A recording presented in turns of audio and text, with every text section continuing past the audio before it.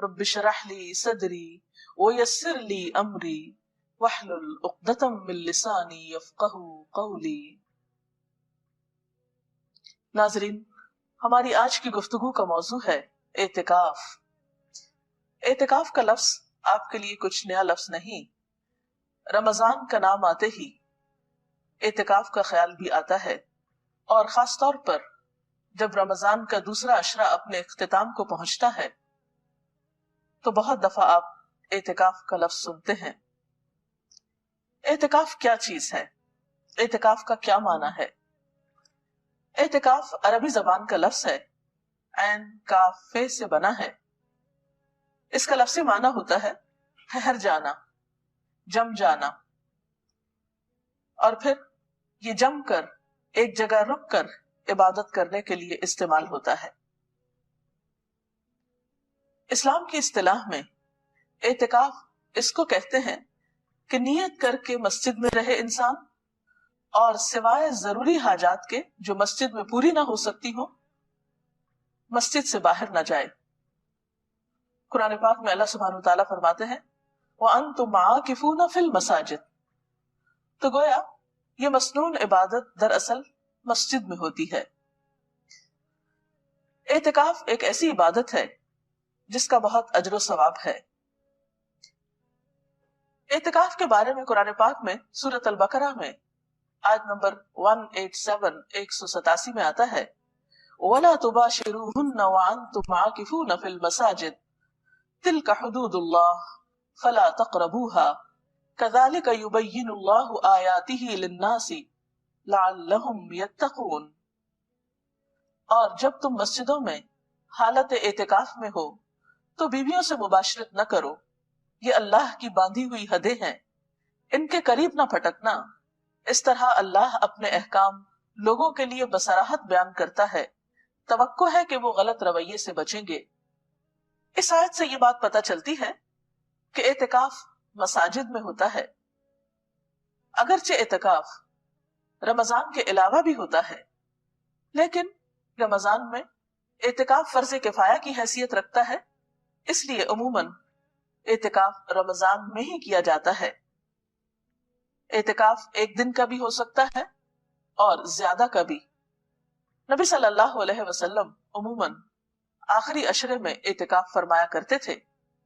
آپ کے اس طرز عمل کے بارے میں حضرت ابو ہریرہ رضی اللہ تعالی عنہ بیان کرتے ہیں کہ نبی اکرم صلی اللہ علیہ وسلم کے سامنے ہر سال ایک بار قرآن پڑھا جاتا۔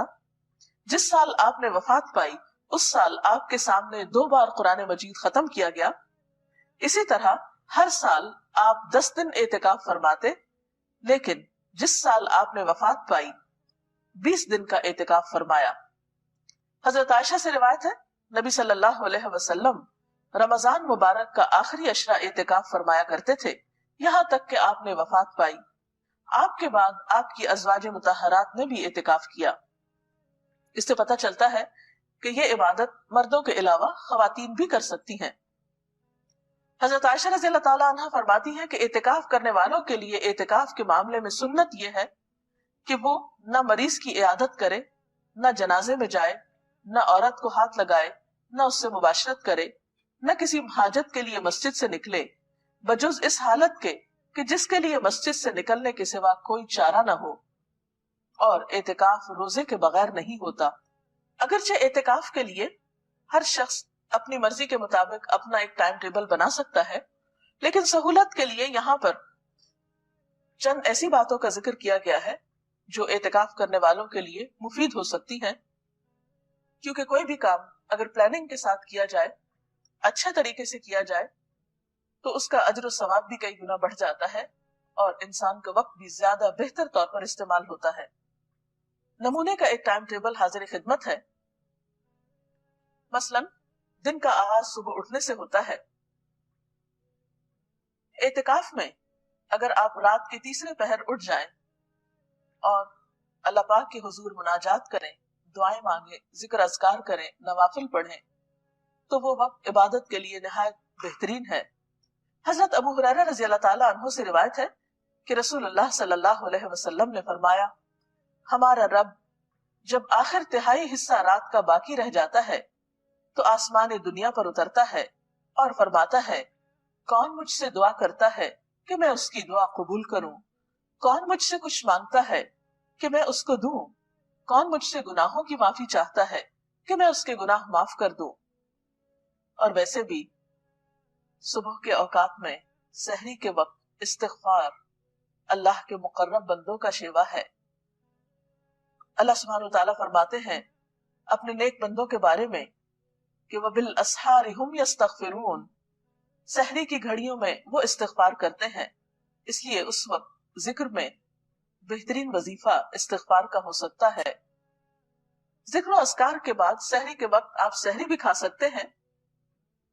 एतिकाफ में खाने पीने की कोई ममानत नहीं।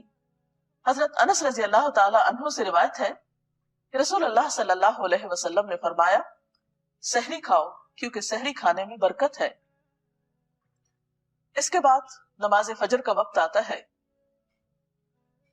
अगर खवातीन घर में एतिकाफ कर रही हो तो उनके लिए खास तौर पर फजर की नमाज में लंबी नमाज पढ़ना ज्यादा मुफीद है। इसके बारे में हुजूर सल्लल्लाहु अलैहि वसल्लम का तरीका हमारे सामने है। बुखारी की रिवायत है कि आप सल्लल्लाहु अलैहि वसल्लम सुबह की नमाज से उस वक्त फारिग हो जाते जब हम में से कोई अपने पास बैठने वाले को पहचान लेता। आप इसमें यानी फजर की नमाज में 60 आयतों से लेकर 100 आयतों तक पढ़ते थे। तो इससे पता चलता है कि एक तो फजर की नमाज जरा जल्दी शुरू कर लेनी चाहिए यानी वक्त होते ही अंधेरे में। दूसरे ये कि वो तमाम नमाजों से ज्यादा लंबी नमाज होनी चाहिए जिसमें 60 से 100 आयत तक पढ़ी जाए अगर जबानी याद हो। और उसके लिए जाहिर है कि फिर जबानी कुरान पाक याद करने की भी कोशिश करनी चाहिए, तभी इस सुन्नत पर अमल हो सकता है। नमाज फजर के बाद सुबह शाम के मसनून अज़कार पढ़े जा सकते हैं। कुरान पाक में अल्लाह सुब्हानहू तआला फरमाते हैं, या अय्युहल्लज़ीना आमनु ज़्कुरुल्लाह ज़िक्रन कसीरा वसब्बिहूहु बुकरतन व असीला।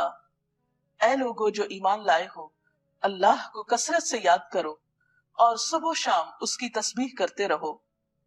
नबी अकरम सल्लल्लाहु अलैहि वसल्लम ने भी फरमाया कि मुझे ऐसे लोगों के साथ बैठना हजरत इस्माइल अलैहिस्सलाम की औलाद में से 4 गुलामों को आजाद करने से ज्यादा पसंद है जो नमाज फजर से तुलुए आफ्ताब तक अल्लाह का जिक्र करते हैं।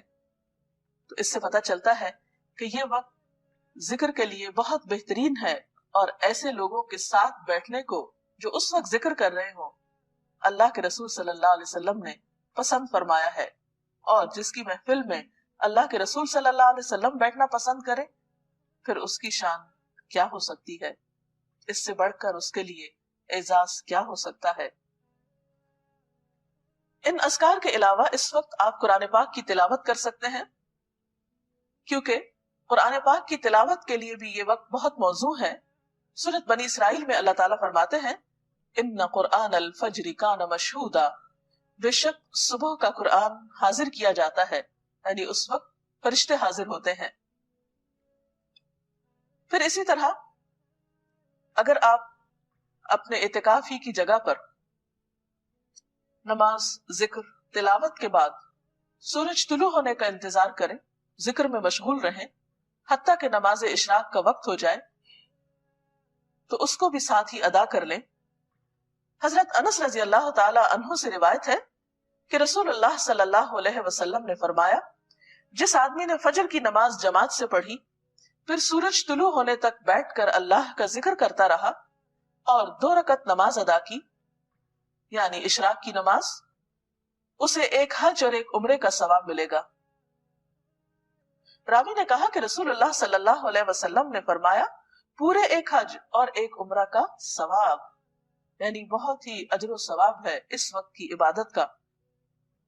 इशराक के नवाफिल के बाद अगर आप अपने इतिकाफी की जगह पर बैठकर मजीद कुछ कुरान पाक वगैरह पढ़ना चाहें तो ऐसा भी आप कर सकते हैं और फिर मजीद नवाफिल भी पढ़ सकते हैं क्योंकि हुजूर सल्लल्लाहु अलैहि वसल्लम ने फरमाया, अल्लाह ताला इरशाद फरमाता है, ए आदम के बेटे, दिन के शुरू में मेरे लिए 4 रकत नमाज अदा कर, मैं तेरे सारे कामों के लिए काफी हो जाऊंगा। इस नमाज को चाश्त की नमाज कहा जाता है। अगर कुछ सुस्ती या थकावट महसूस हो रही हो तो बेहतर है कुछ देर अब आप आराम कर लें। आप लेट कर भी जिक्र अस्कार कर सकते हैं। تھوڑی دیر کے لیے سو بھی سکتے ہیں. لیکن اگر آپ اپنی طبیعت اچھی پاتے ہو تو بہتر ہے کہ اب آپ کچھ وقت مطالعے کے لیے نکالیں. دینی کتابوں کا مطالعہ، قرآن پاک کی تفسیر پڑھنا، اور اگر آپ پڑھ نہ سکتے ہو تو کیسٹ لگا کر سننا، اور دینی کتب کو جو آپ کے روزمرہ کی دینی مسائل سے متعلق ہوں یا اخلاق اور کردار کو سنوارنے والی ہوں، ان کو آپ اپنے زیر مطالعہ رکھ سکتے ہیں، کیونکہ طلب العلم فریضۃ علی کل مسلم، علم کا حاصل کرنا، طلب کرنا ہر مسلمان پر فرض ہے. اور ویسے بھی علم کے سیکھنے اور سکھانے والے اللہ تعالیٰ کے محبوب بندے ہیں. پھر اس کے بعد ظہر کی نماز طویل ادا کریں، نوافل بھی پڑھ سکتے ہیں مزید. پھر تھوڑا سا قیلولہ آپ کر سکتے ہیں، کیونکہ اس سے آپ کو تہجد کے وقت اٹھنے میں، رات کو جاگنے میں سہولت ہو سکتی ہے. نماز ظہر کے بعد، قیلولہ کے بعد، آپ کچھ وقت قرآن پاک کی کچھ سورتوں کو حفظ کرنے کے لیے، اور اگر آپ حافظ قرآن ہیں اللہ کے فضل سے، تو اپنے دہرائی کے لیے اس وقت کو استعمال کر سکتے ہیں، کیونکہ قرآن پاک اگر دہرایا نہ جائے تو انسان کو بھول جاتا ہے. عصر کی نماز بھی اسی طرح خوب اچھی طرح ادا کریں، طہارت وغیرہ کا اچھا اہتمام کریں، اور عصر کی نماز کو تاخیر سے نہیں پڑھیں، کیونکہ آپ صلی اللہ علیہ وسلم نے دھوپ کے پیلا پڑنے پر عصر کی نماز پڑھنے والے کو منافق قرار دیا ہے. اور قرآن پاک میں بھی اس نماز کی حفاظت کی بہت تاکید آئی ہے. حافظوا علی الصلوات والصلاة الوسطى وقوموا للہ قانتین، اپنی نمازوں کی حفاظت کرو، خصوصاً درمیانی نماز کی، اور اللہ کے آگے اس طرح کھڑے ہو جاؤ جیسے فرما بردار غلام کھڑے ہوتے ہیں. عصر سے لے کر مغرب تک کا وقت، اس میں آپ تسبیحات کر سکتے ہیں، اور اس وقت بھی ذکر کرنا نہایت پسندیدہ ہے. آپ نے فرمایا مجھے ایسے لوگوں کے ساتھ بیٹھنا 4 غلام آزاد کرنے سے زیادہ پسند ہے جو نماز عصر سے غروب آفتاب تک اللہ کا ذکر کریں. اس وقت بھی آپ صبح شام کی دعائیں پڑھ سکتے ہیں. اس کے علاوہ کچھ اور تسبیحات، مثلا سبحان اللہ و بحمدہ، سبحان اللہ العظیم، استغفر اللہ ربی من کل ذنب و اتوب الیہ، اللہم صلی وسلم علی نبینا محمد، لا حول ولا قوة الا باللہ العلی العظیم، لا الہ الا انت سبحانک انی کنت من الظالمین، یا حی یا قیوم برحمتک استغیث.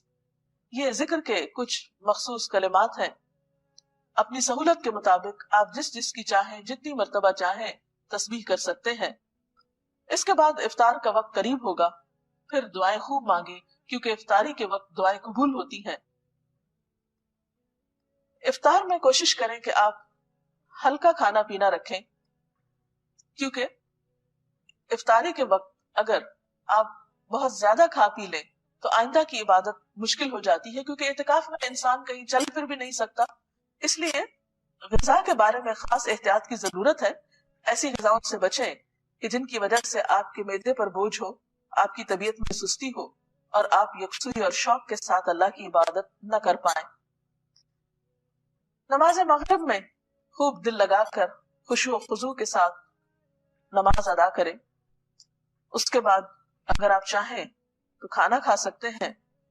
کھانے کے بعد نماز عشاء سے پہلے اگر آپ وقت مقرر کر لیں کہ کچھ دعائیں جو آپ صلی اللہ علیہ وسلم مختلف مواقع کی مناسبت سے پڑھتے تھے ان کو یاد کر لیں، تو یہ بھی ایک اچھی کوشش ہوگی. مثلا گھر سے نکلتے وقت کی دعا، گھر میں داخل ہوتے وقت کی دعا، سواری پہ بیٹھتے وقت کی دعا، اسی طرح آئینہ دیکھنے کی دعا وغیرہ وغیرہ. صبح شام کے بہت سے ایسے اذکار موجود ہیں کہ جنہیں آپ اپنی عادت بنانے کے لیے زبانی یاد کر سکتے ہیں، اور جس سے آپ کی زندگی برکتوں سے مالا مال ہو سکتی ہے. پھر اسی طرح کوشش کریں کہ تراویح کی نماز بہت اچھی طرح اور طویل ادا ہو، کیونکہ آپ صلی اللہ علیہ وسلم کی اس نماز کے بارے میں حضرت عائشہ فرماتی ہیں کہ مت پوچھو ان کے حسن کے بارے میں اور ان کے طول کے بارے میں کہ کتنی لمبی رکعتیں ہوتی تھیں آپ کی رات کی نماز کی، اور کتنے خوبصورت طریقے سے آپ ان کو ادا کرتے تھے. صرف تعداد پوری کرنے، گنتی پوری کرنے کی کوشش نہ کریں، بلکہ آپ صلی اللہ علیہ وسلم کی سنت پر عمل کرتے ہوئے طویل قیام، طویل رکوع اور طویل سجدوں کی بھی کوشش کریں. معلوم نہیں زندگی میں آئندہ یہ موقع ملے یا نہ ملے، تو ان فرصت کے لمحات سے خوب خوب فائدہ اٹھائیں۔ اس کے بعد آپ رات کو آرام کر سکتے ہیں۔ آرام کے لیے بھی آپ مصنون طریقہ اختیار کریں، دائیں کروٹ پہ لیٹیں، دایاں ہاتھ دائیں گال کے نیچے رکھتے ہوئے مصنون دعا پڑھیں، آیت الکرسی پڑھیں، اور اس طرح آپ صبح سے لے کر رات تک، آپ جاگنے سے لے کر سونے تک مسلسل عبادت کی حالت میں رہیں گے۔ اگر آپ ایک ٹائم ٹیبل کی، اس کی یا اس کے علاوہ اپنی ضرورت کے مطابق ایک پابندی کریں گے تو انشاءاللہ اپنے اوقات سے بہتر فائدہ اٹھا سکیں گے۔ اللہ تعالی ہم سب کو نیکی کی توفیق بھی دے اور